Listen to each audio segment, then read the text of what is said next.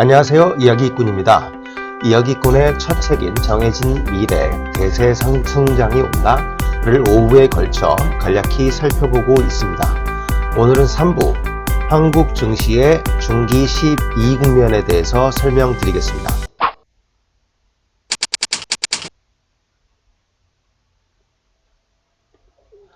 이야기꾼이 첫 책을 1월 15일 금요일에 예판을 실시하였습니다. 1월 20일 수요일부터 오프라인 서점에 진열되기 시작하였습니다. 예판 이후 7일차 전체 47위, 경제경영 16위까지 기록하였습니다. 많은 성원 부탁드립니다. 책을 구매하시고 출판사의 이벤트에 인증을 하시면 토요일 3시 유튜브 라이브 방송에 참여하실 수 있습니다. 그간 베일에 숨겨져 있던 이야기꾼을 확인하실 수 있습니다. 유튜브 라방은 이야기꾼의 소개와 함께 다음과 같은 순서로 진행합니다. 많은 참여 부탁드립니다. 자, 한국 증시, 즉 신흥국 증시는 달러로 시작해서 달러로 끝납니다. 그래서 봄 국면을 마감하고 여름 국면이 진입될 때는 반드시 달러 약세가 동반이 돼야 되고요. 가을이 끝나고 겨울로 진입이 되면 반드시 달러 강세가 시작됩니다. 한마디로 신흥국, 한국을 포함한 신흥국은 달러에 의해서 흥망성쇠가 결정된다고 볼 수 있습니다.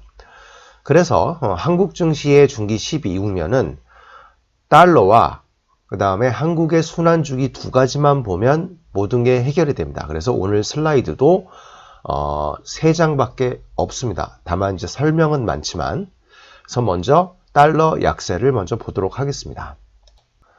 자, C2 모델, 한국의 중기 12국면이라는 시나리오 투자 모델을 잘 이해하기 위해서는 달러의 순환 주기를 외워두는 것이 좋습니다. 그래서 달러는 한국 증시와 마찬가지로 17년의 순환 주기를 가지고 있습니다. 그래서 이 정도는 좀 외워주시는 게 좋아요. 첫 번째, 제1차 달러 강세는 1980년부터 1984년까지 진행이 되고요. 제2차 달러 강세는 1995년부터 2001년까지 진행이 됐습니다. 제3차 달러 강세는 약간 논란이 있지만 2011년에 시작돼서 2016년에 끝난 걸로 일단 보고 있습니다. 많은 분들이 2018년, 19년에 강달러 아니었느냐라고 말씀을 하실 수 있는데, 기술적으로 볼 때는 정고점을 돌파하지 못한 것으로 해석을 할 수 있어서 실질적인 달러 강세는 2016년에 마감을 했다고 이야기꾼은 기술적으로 해석을 하고 있습니다. 물론 본격적인 달러 약세는 2020년부터 시작이 됐죠. 달러 강세 위치의 특징들을 보도록 하겠습니다. 사실 특징들이 모두 비슷합니다. 대략 6년, 5년 또는 7년 또는 6년 이렇게 6년 전후 정도로 달러 강세가 진행이 되고요. 반면 달러 약세는 10년 이상, 10년에서 11년 정도 지속이 됩니다. 당연히 달러 약세가 기간이 더 깁니다. 자, 달러 약세가 기간이 더 긴 이유는 기본적으로 달러라는 것은 이제 미국의 통치 수단이기 때문에 계속 유동성을 늘리는 걸 피할 수가 없어요. 그래서 기본적으로 이런 건 이제 트리핀 딜레마라고 보통 얘기하죠. 그래서 달러 약세는 달러 강세보다 장기적인 추세이며 기간도 더 길고 그렇습니다. 자, 이때는 폴 볼커가 고금리 정책을 펴고 레이건이 신자유주의의 기조하에 패권 전쟁이 시작됐던 때입니다. 2차 달러 강세는 굉장히 미국이 강했던 때예요. 모든 경쟁자들이 몰락을 했죠. 일본, 독일, 소련, 심지어 이라크 전쟁까지 여기서 한번 했고, 그래서 군사 경제 역대 최강이었던 자리입니다. 그래서 이제 클린턴은 강달러 정책을 펴게 됩니다.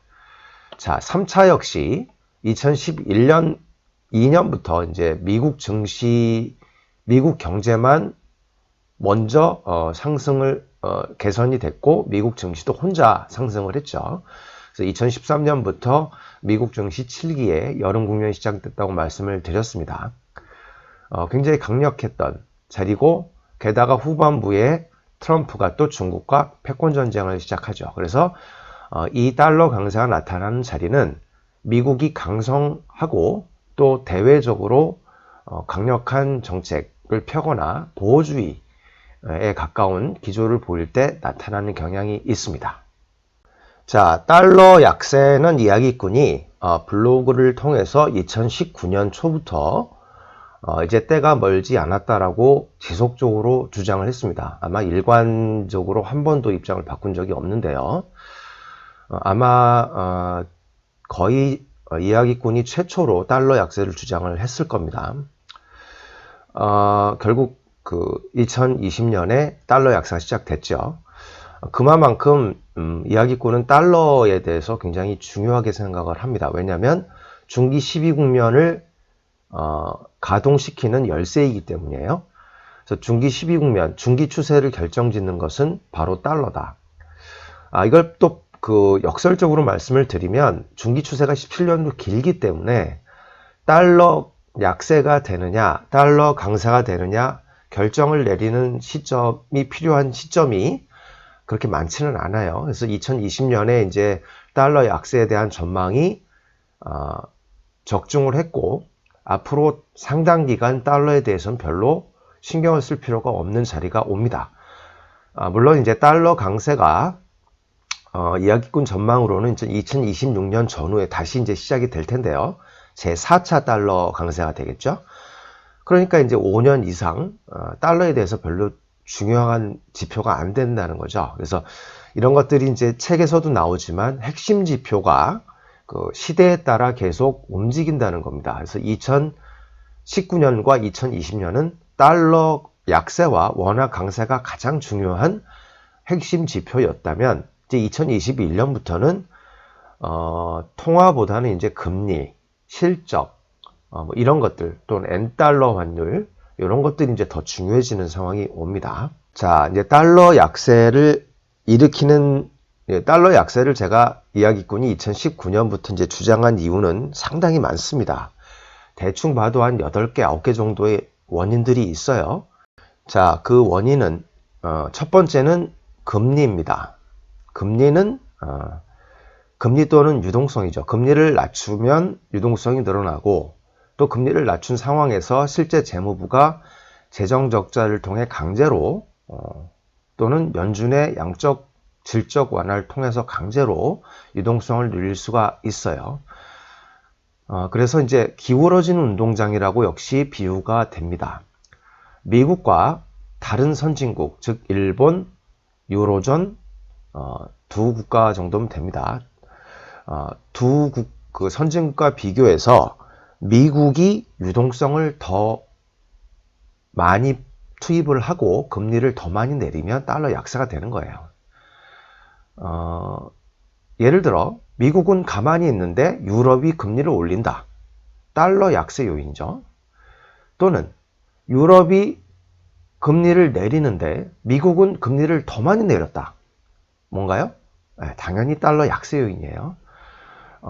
이번에 이제 여전히 이제 절대적인 금리를 보면 미국은 제로 금리지만 유럽과 일본은 마이너스 금리잖아요. 그러면 마이너스 금리니까 달러 강세 요인이네요? 이렇게 생각하시면 안 된다는 거죠.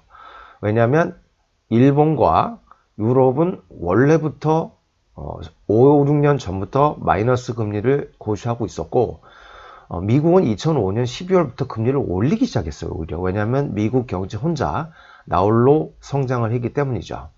그러다가 이제 2019년부터 금리를 낮추기 시작해서 3%대에서 무려 제로 금리까지 내려온 겁니다. 자, 기술적 분석은 움직이는 모든 것의 패턴을 파악하는 거라 그랬어요. 상대적인 패턴입니다. 절대로 절대값을 비교하면 안 된다고 말씀을 드렸죠. 패턴의 오류 세 번째, 절대값의 오류입니다. 그래서 미국은 금리를 더 빨리 내렸기 때문에 강력한 달러 약세 요인이 된 것이죠. 자, 가장 중요한 게 금리와 유동성이라고 말씀을 드렸습니다. 그거 외에도 많습니다. 예를 들어 미중 분쟁 등 국제적 불확실성의 정도, 또는 미국의 세금 정책, 또는 미국의 금융 제재 정책, 또는 미국의 사회주의 정책, 이런 것들이 모두 영향을 받습니다. 예를 들어 미중 분쟁을 보도록 하겠습니다. 국제적 불확실성이 높아지면 일반적으로 국제 자금은 집행을 미루게 돼 있어요. 투자를 하려고 했던 거를 미루고 구매를 하기로 했던 거를 미루게 돼요. 즉 유동성이 감소하는 효과를 나타내게 됩니다. 그래서 이 국제적 불확실성이라는 것은 굉장히 마법과도 같은 것을 보여주고 있어요. 그러니까 불확실성이라는 것은 좀 우리 마음 속에만 있는 걸로 생각을 하는데, 이게 실제로 실물 경제에 지대한 영향을 미칩니다. 그림자가 아니고 실제 영향을 미치는 거예요. 그래서 구매와 투자를 미루게 되면 달러 유동성이 감소하는 효과를 보이고 달러 강세를 실제로 나타냅니다. 우리가 보통 이제 생각이 현실을 만든다고 하죠. 아주 정확한 예가 국제적 불확실성은 달러 강세와 증시 침체를 그래서 만드는 것이죠.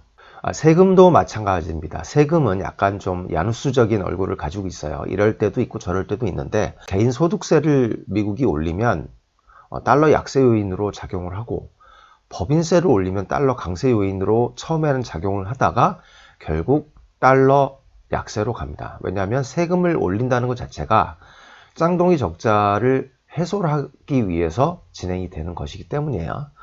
그 다음에 금융제재 역시 굉장히 잘 맞습니다. 미국이 금융제재를 시작을 하면 달러 강세가 되고, 금융제재를 풀어주면, 즉 금융 완화를 시작하면 달러 약세가 시작돼요. 좋은 예가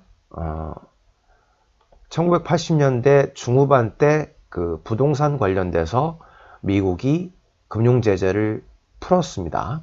그 다음에 1999년에 폴 볼커 룰이 일시 완화됐죠. 그 다음에 강력한 달러 약세가 진행이 됐고, 이때 2010년 전후에 볼커 룰을 다시 부활시켰어요.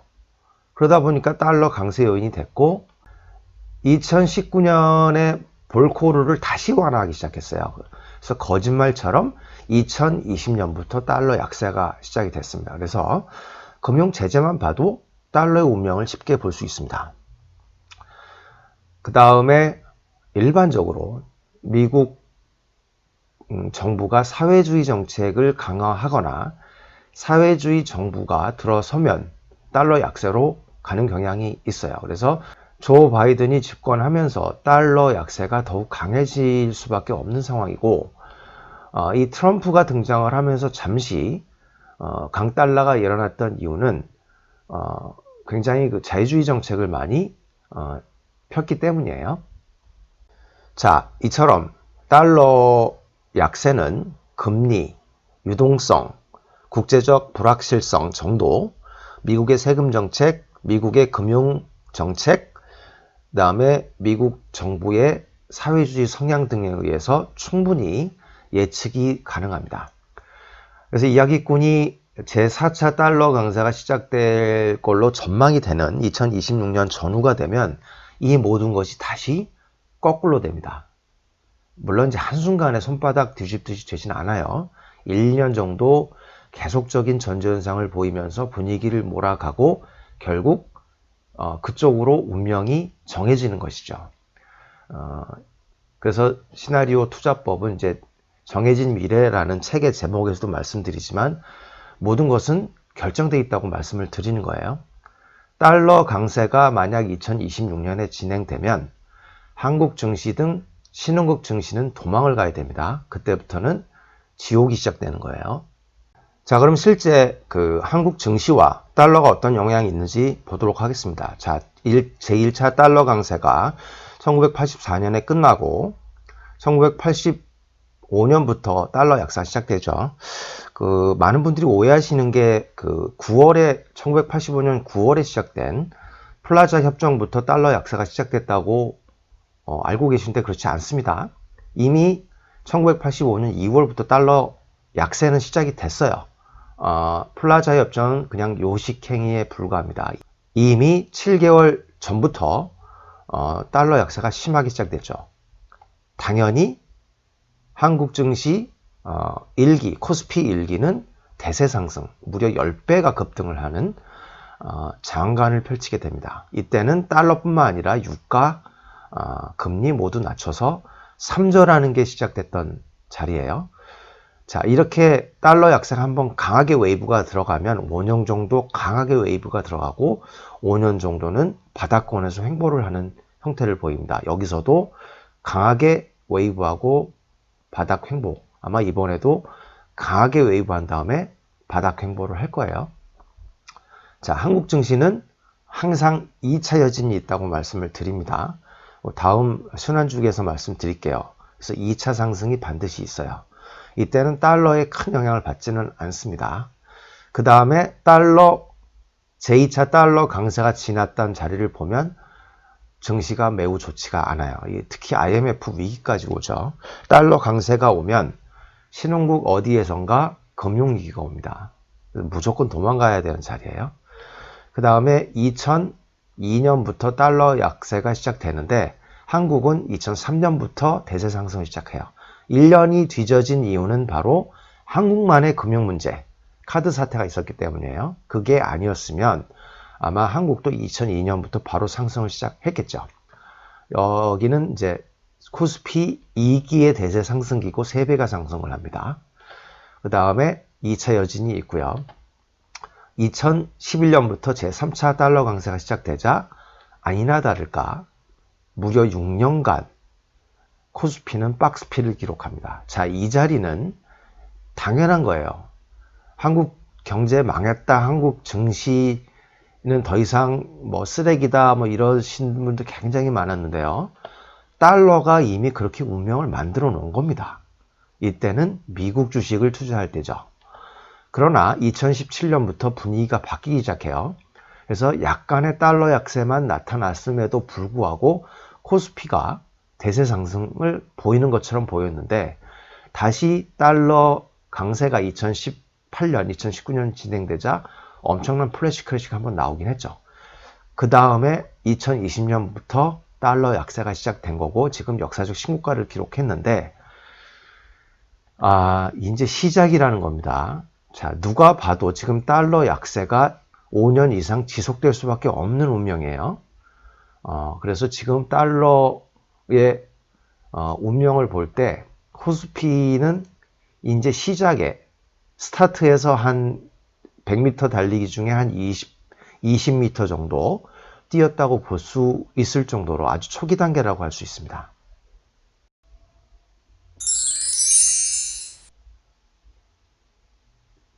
중기 12국면 한국 증시를 보도록 하겠습니다. 자, 이게 그 슬라이드 하나가 사실 모든 걸 다 얘기해주고 있어요. 바로 한국 증시의 시나리오 모델입니다. 중기 12국면이고요. 중기 4계절, 중기 12국면 초기에 이제 개요에서 말씀드릴 때 모양에 대해서는 이미 말씀을 드렸습니다. 봄국면이 있고요. 역사적 신고가를 돌파하면서 여름국면이 되고 상승 각도가 급증하면서 가을 원 국면이 됩니다. 그 다음에 겨울 원, 강력한 금융위기급, 이거는 소공황이 아니에요. 중공황입니다. 금융위기급이 한번 오고 그 다음에 2차 상승이 있다고 말씀드렸는데 그게 가을 투 국면이고요. 그 다음부터 겨울 투 국면이 옵니다. 겨울 투 국면은 코스피 1기에서는 IMF 외환위기처럼 강력한 하락이 나올 수도 있고 코스피 2기처럼 경제가 좋았을 때는 그냥 6년 정도 길게 박스피를 보일 수도 있습니다. 자, 세상엔 공짜가 없어요. 강력한 하락 대신 짧게 마무리를 하거나 지지부진한 박스피를 보이되 길게 끌 수가 있는 것이죠. 그래서 보시면 본 국면은 달러 강세가 진행됐던 자리예요. 그래서 5월 국면부터 달러 약세가 시작되고 이것은 여름, 가을 원, 가을 투까지 진행이 됩니다. 그 다음에 겨울 투 국면은 달러 강세가 시작이 되는 것이에요. 그래서 이 달러가 이 대세 상승기를 좌지우지한다고 볼 수가 있습니다. 이게 이제 시나리오 모델이고 미래가 결정되어 있다는 것을 말씀드리는 시나리오 모델이에요. 중기 12국면. 이걸 보면 저도 이야기꾼도 굉장히 소스라치게 놀랄 정도로 잘 맞습니다. 마치 신이 있는 게 아닌가 착각이 들 정도로 굉장히 잘 맞아요. 자, 일기는 1981년도에 강력한 그 건설주 버블이 발생하면서 시작을 합니다. 그때 장영자 씨가 유명했죠. 그 다음에 5월 국면과 6월 국면 모두 1985년에 시작을 합니다. 당연히 달러 약세가 시작된 것과 정확히 일치를 하죠. 그 다음에 10월 국면은 1989년이었고, 그 다음에 90년도에 이제 깡통 사태가 일어났죠. 그래서 1990년 10월 10일 깡통 사태를 통해 개인 투자자들이 엄청나게 퇴출되는 일이 있었고, 1992년 상반기까지 겨울 원국면을 만듭니다. 그 다음에 92년 하반기부터 1994년까지 2차 상승인 가을 투국면이 나오고, 그 다음 1998년 상반기까지 강력한 겨울 투국면을 보입니다. 3.5년 강력한 만큼 3.5년 정도 짧게 진행이 되고, 이 전체의 순환 주기가 17.5년이에요. 매우 유사하죠. 17년과. 그 다음에 여기에 바닥은 바로 시작을 의미한다고 말씀드렸어요. 2기의 시작은 1998년 상반기에 시작을 합니다. 상반기에 IMF가 덜 끝났음에도 불구하고 강력한 원화 약세로 인해 수출 실적이 급증을 하면서 증시가 폭등을 해요. 산이 깊으면 골도 깊죠. 예. 미국의 대공황의 엄청난 폭락을 만든 것은 1920년대에 전무후무한 강력한 버블 때문이라고 말씀드렸어요. 여기도 마찬가지입니다. 자, 이 IMF 외환위기는 한국의 유일한 대공황이에요. 이렇게 강력한 폭락이 있었기 때문에 1998년 하반기부터 1999년은 한국 증시 역사상 전무후무한 버블을 만들어냅니다. 즉 1년 반 동안 상승한 상승률을 보면 지금까지 한국 증시에서 볼 수 없는 엄청난 상승률이에요. 앞으로도 나올 수 없을 거라고 생각을 합니다. 그래서 여기서도 또 조정이 되는 거죠. 아주 강력한 골이 있었기 때문에 강력한 산이 있는 것이죠. 그 다음에 이제 달러 약세는 2002년에 시작이 됐지만 한국만의 문제였던 카드 위기 때문에 1년이 지난 2003년에 시작됩니다. 자, 이때는 3저가 아니에요. 2저였어요. 달러는 약세고 금리도 저금리지만 유가가 높았어요. 그래서 우리는 이 자리를 뭐라고 한다? 그렇습니다. 상품의 시대라고 얘기를 하는 거예요. 상품의 시대이기 때문에 자본재와 에너지가 좋은 모습을 보이고 주도업종이 되는 겁니다. 그리고 이때는 뭐라 그랬죠? 미국 증시가 봉국면이라고 했죠. 미국 증시가 봉국면이면 신흥국은 자본재, 에너지 중심의 주도업종이 출현을 한다고 말씀드렸죠. 당연히 상품의 시대와 중첩이 됩니다. 이게 모든 게 톱니바퀴가 연결되듯이 기계적으로 결정이 다 돼 있어요. 자, 2003년부터 시작된 봉국면 마지막 바닥인 5월이 시작됐고 2005년경에 6월이 시작됐죠. 그 다음에 상승 사파, 이 가벼운 조정은 있을 수도 있고 없을 수도 있어요. 코스피 1기 때는 없었는데 코스피 2기 때는 2006년에 있었습니다. 그 다음에 2007년도에 전형적으로 상승 각도가 급증하는 모습을 보이고 2008년에 겨울원 국면이 나옵니다. 굉장히 강력한 하락이 나왔기 때문에 이제 여기는 IMF 외환위기 이후에 두 번째로 강력한 하락이었어요. 그래서 1년 만에 조정을 해버립니다. 이때는 한국 경제가 좋지도 않았을 뿐만 아니라 단기 외채도 많았는데 이때는 그 글로벌 금융위기, 미국의 서프라임 모기지 사태로 할 수 없이 한국 증시가 밀려 내려온 거예요. 한국 증시가 강했음에도 불구하고. 그래서 1년 만에 짧게 마무리를 한 거고 아직 상승이 끝나지 않았다고 말씀드렸습니다. 가을 투 국면이 여기 있고 2009년부터 2011년 상반기까지 마지막 상승을 보입니다. 그 다음에 2011년 하반기부터 2016년 상반기까지 5년간 박스피를 보이게 됩니다. 자, 여기서 왜 박스피가 나올 수밖에 없는지는 이제 여러분 이해가 쉽지요. 달러 강세가 시작됐고 국면상 여름 투 국면이 시작됐기 때문이에요. 그 다음에 강력한 상승을 다시 시작한 2016년 하반기까지 코스피 2기의 순환 주기는 18년을 기록합니다. 자, 17년과 유사합니다. 자, 이 거짓말처럼 레고 끼어 맞히듯이 미래가 결정돼 있어요. 자, 3기는 2016년에 시작됐다고 보시고 달러 약세가 물론 2016년 하반기부터 시작이 됐지만 2018년과 2019년 트럼프 대통령 때문에 그다음 미중 분쟁 때문에 달러 강세가 다시 한번 찾아오는 초유의 사태가 일어났어요. 그래서 바로 달러 약세가 진행되지 못하고 2020년에 시작이 된 겁니다. 그러면 이 5월 국면부터 10월 국면까지 보통 5년이에요. 85년부터 89년, 2003년부터 2007년. 그럼 우리도 그냥 산수를 하면 2024년에 뭔가 있을 수 있겠네요.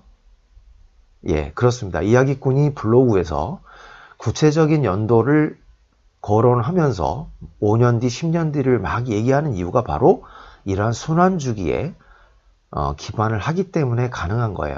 그냥 대충 얘기하는 숫자들이 아닙니다. 자, 사실 여기도 대충 쓸 수 있어요. 뭐 2026년 뭐 이렇게 쓸 수 있는데 뭐 저도 부담이 되기 때문에 그때 가면서 조금씩 미세 조정을 해야 돼요. 그래서 이때까지는 이때 뭐가 이제 일어날 수 있다는 거고 코스피 3기도 대충 17년, 18년 정도로 마무리한다고 가정을 할 때 2033년까지 끌고 갈 가능성이 있습니다. 2020년대 후반은 한국 증시에 본격적으로 투자를 하면 안 되는 자리예요. 이때는 미국으로 다시 가야 됩니다. 자, 이런 식으로 순환주기는 주도 업종 또는 주도 국가를 결정하기도 해요.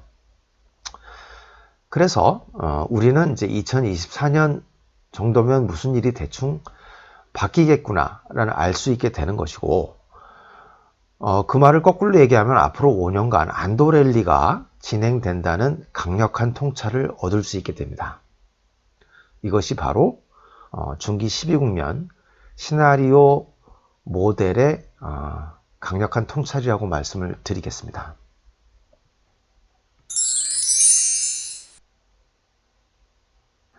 자, 마지막으로 각 국면별로 전형적으로 보이는 특징들에 대해서 간략히 말씀을 드리겠습니다. 자세한 내용은 책에 설명되어 있기 때문에 책을 통해 확인을 하시면 됩니다.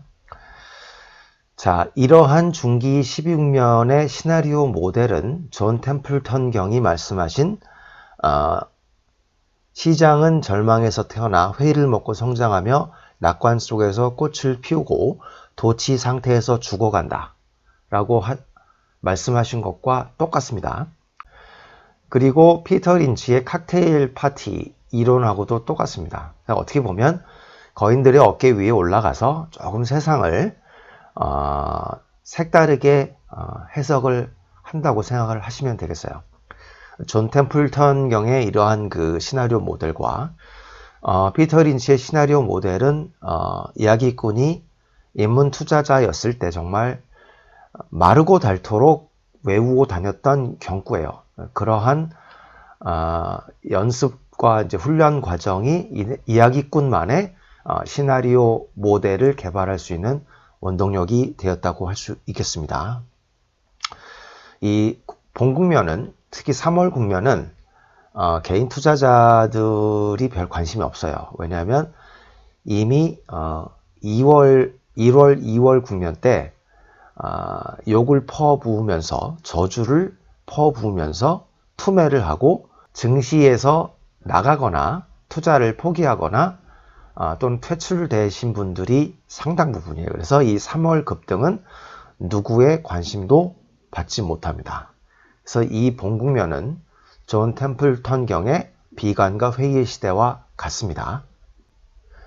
자, 이 3월의 급등 그렇게 오래 가지 못해요. 왜냐하면 4월 국면에 강력한 폭락, 마치 금융위기가 다시 올 것만 같은 그러한 그 폭락이 다시 옵니다.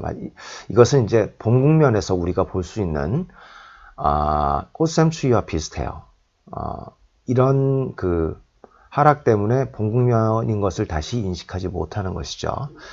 그래서 근데 이 그 봉국면 4월 국면의 강력한 하락은 그 원인이 뭐냐면 1월, 2월 국면부터 그 증시에서 물려서 비자발적인 장기 투자가 되신 분들이 증시가 좀 오르자 분노의 매도를 하게 되는 겁니다.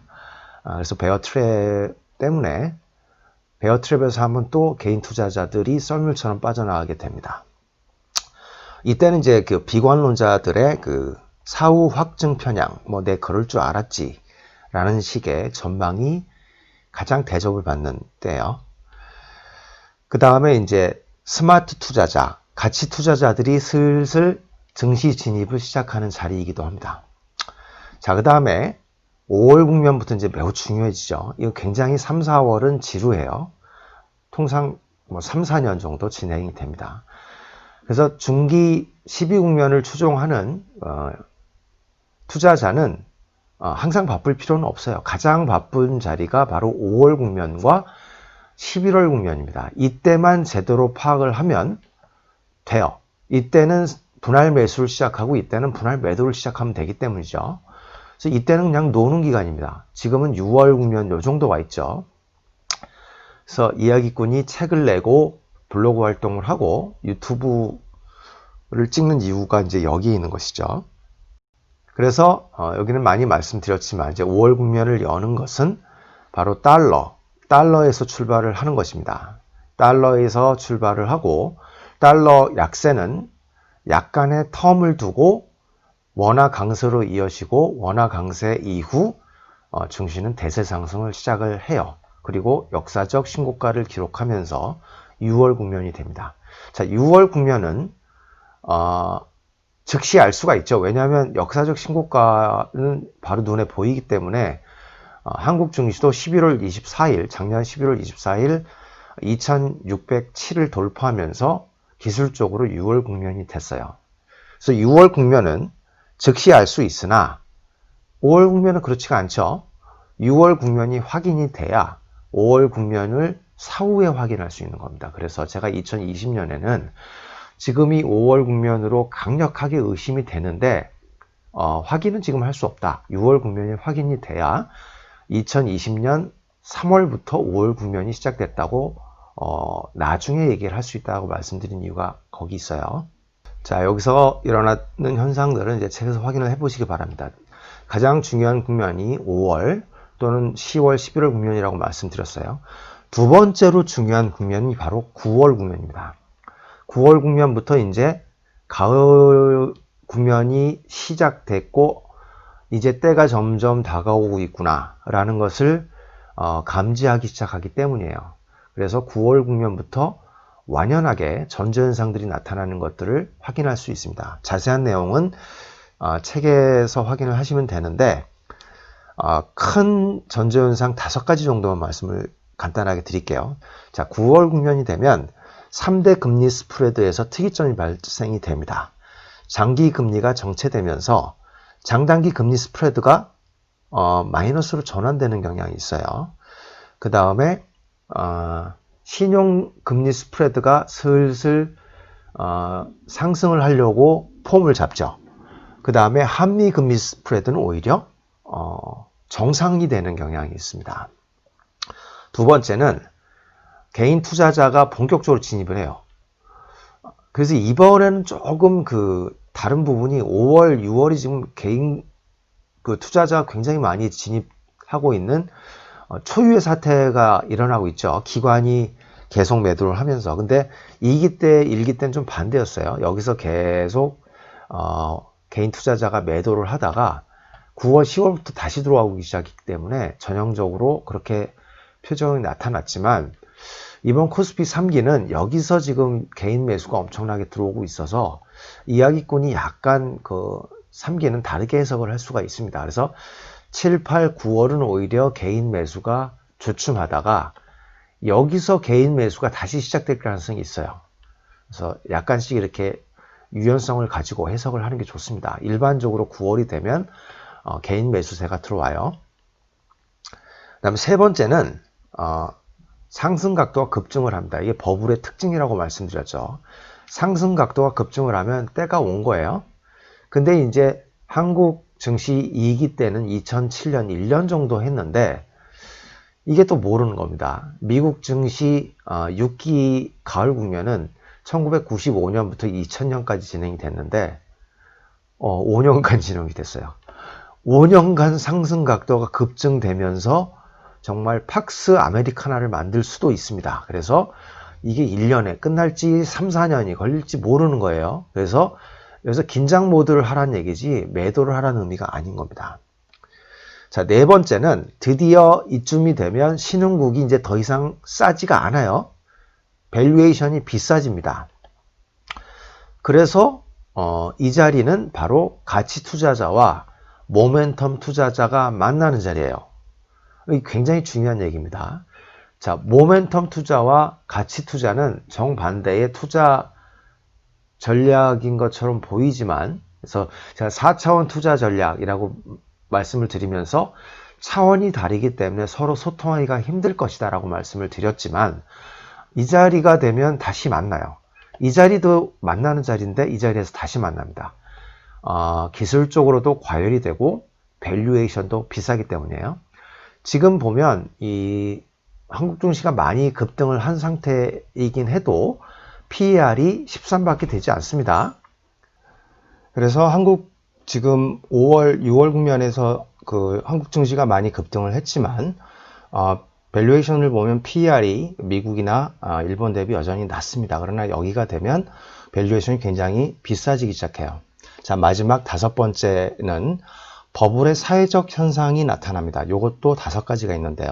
예를 들어 주변 지인의 양대 현상이 나타납니다. 인간지표라고 저희가 말씀드리기도 합니다. 그래서 평소에 주식 투자는 나쁜 것이다 라고 생각하시던 인간지표들이 갑자기 종목 추천을 부탁하기 시작하죠. 그 다음에 그 시대를 반영하는 유행어들이 사명에 반영되기 시작합니다. 1960년대에 뭐 무슨 테크, 무슨 트로닉스 이런 것들, 그 다음에 1990년대 후반에 무슨 닷컴, 그 다음에 이제 2018년엔 뭐 블록체인이나 바이오 등이 있었죠. 세 번째는 비이성적인 전망이 많이 나옵니다. 뭐 예를 들어 이쯤 되면 이제 뭐 코스피 만 간다 이런 얘기 나올 겁니다. 그 다음에 비관론자들의 항복이 나옵니다. 특히 닥터 둠 같이 수년간 폭락과 디플레이션만 외치던 학자들이 이번에는 다르다. 뭐 영원한 고온에 도달했다 이런 얘기들 하게 되죠. 자, 마지막으로 정부가 증시를 규제하기 시작합니다. 부동산과 마찬가지로 증시도 과열되면 정부가 규제하게 돼 있어요. 예를 들어 유무상 증자 요건이라든가 상장 조건을 강하게 한다든지 양도세 세금을 올린다든지 방법은 여러 가지가 있습니다. 자, 오늘은 3부 한국 증시의 중기 12국면과 달러에 대해서 살펴보았습니다. 다음 시간에는 4부 주도업종에 대해서 간략히 살펴보도록 하겠습니다. 감사합니다.